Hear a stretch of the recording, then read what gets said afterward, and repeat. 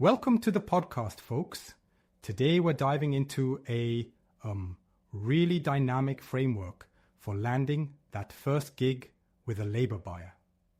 It's a step-by-step process that covers prospecting to closing and even turning a one-time show into a long-term relationship. Cool, I'm excited about this. So where do we start? We kick things off with prospecting.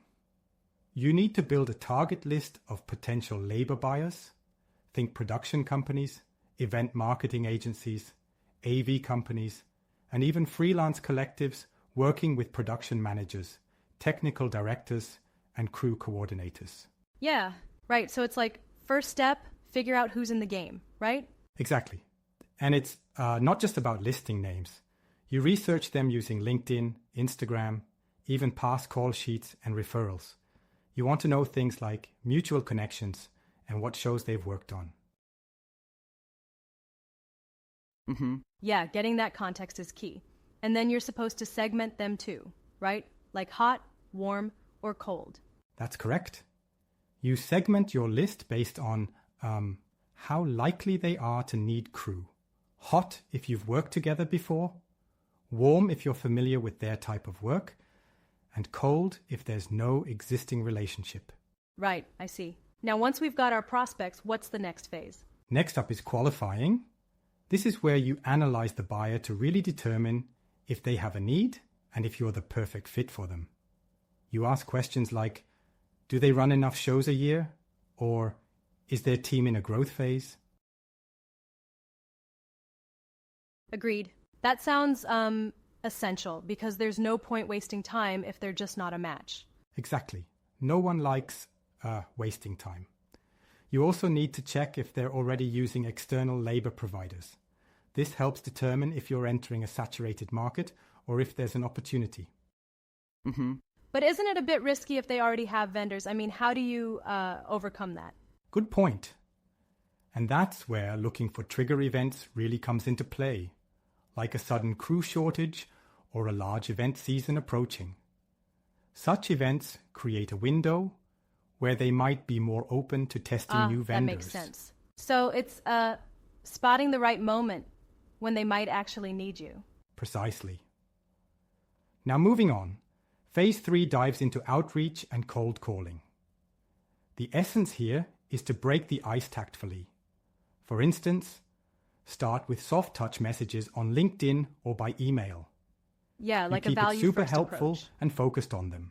And you send something like, hey, I noticed you're working on this event, and we support crew like yours.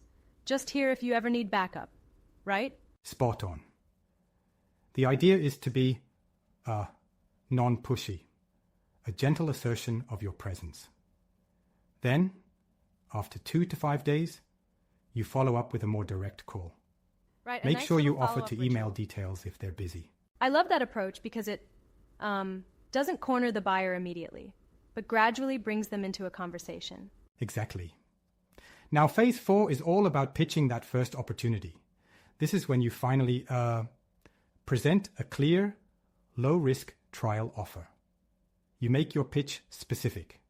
Offer them, say, a backup tech or a crew intro on a test gig with no long-term contracts. That's crucial. So basically giving them something like, try us out on one show, and if we don't deliver, we cover the cost. You've got it. It reduces the perceived risk.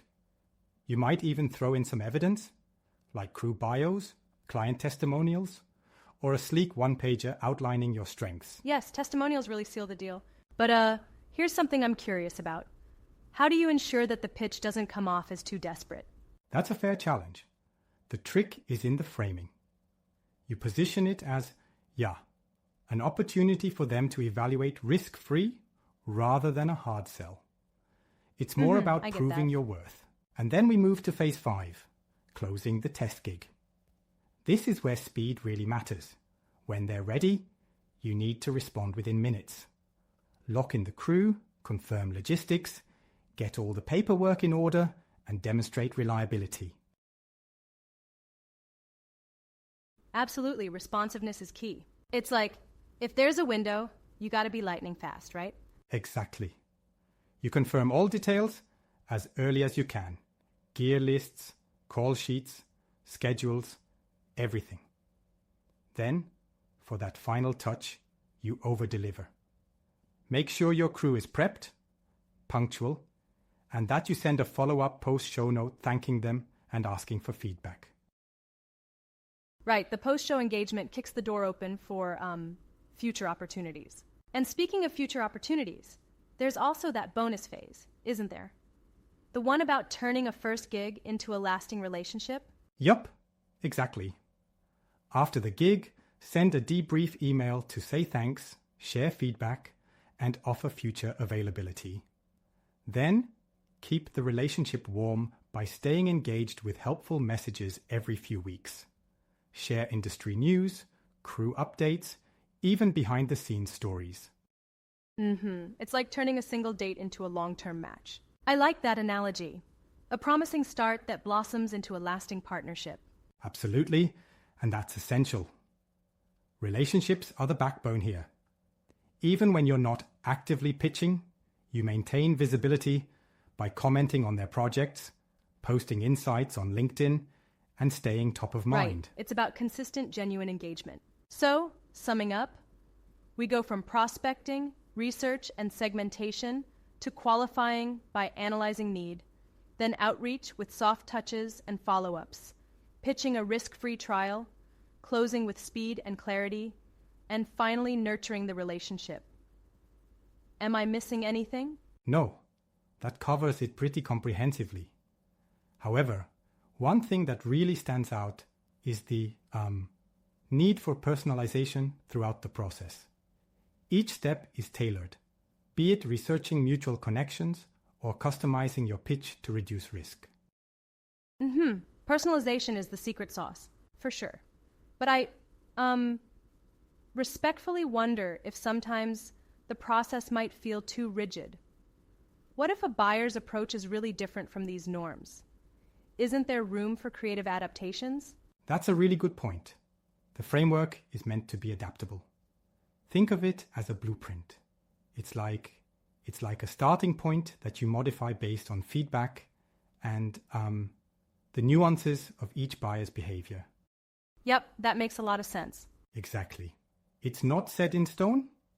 It's crucial to continuously tweak your approach, especially with market trends and buyer preferences evolving. Being nimble is key in today's fast-paced world. And with that approach, you ensure that even if a prospect doesn't convert immediately, they remain in your radar for when the time is right. Yup. Staying top of mind is like planting seeds. You water them with regular check-ins until they bloom. You send quick messages about recent gigs or crew availability, and that constant engagement can really tip the scales when it's time to decide. Absolutely, it's a long game. To me, this process is almost like a well-oiled machine where every step builds on the previous one, yet it's flexible enough to handle unique buyer scenarios. Exactly. It's about building trust, step by step, call by call, gig by gig. The careful blend of research, timely outreach, clear pitching, rapid follow-up, and then maturing, that relationship is like crafting a masterpiece. Right, I totally agree. Well, that was a fantastic breakdown. It's a comprehensive roadmap that not only gets your foot in the door, but also ensures that you build lasting, valuable partnerships in the labor buying space. Couldn't have said it better. It's all about setting the stage properly and then executing perfectly. Thanks for joining in on this deep dive into the process. Thanks for having me. This conversation really opened up the intricacies of not just landing a test gig, but making sure you stick around long term.